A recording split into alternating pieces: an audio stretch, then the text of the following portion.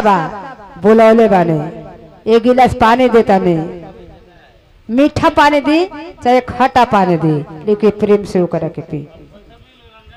कहे से कि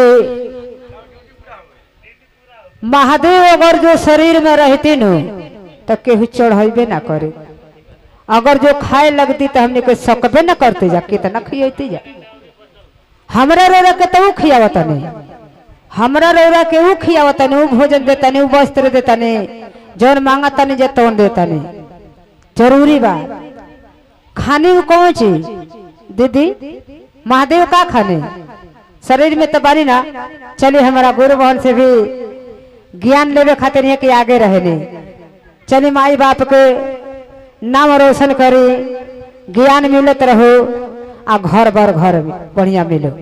महादेव के दया हो को साहब दीदी के आशीर्वाद बने रहो।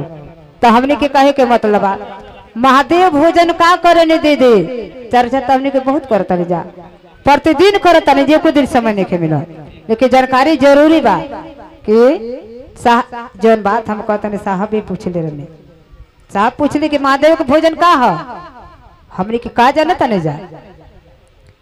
महादेव भोजन करे नहीं भाव भाव अहंकार घमंड क्रोध महादेव के भोजन है। वहां के शरीर में नहीं कि भोजन चढ़ाओ जाता रह गल। हमने के चर्चा करता न जा, प्रसादी बढ़िया से बढ़िया धराता, खूब सुंदर धराता, बात रुआ खियावत नहीं, बात पियावत नहीं, बात देता नहीं और बात महादेव के भोग लगावत नहीं। और रह गई बात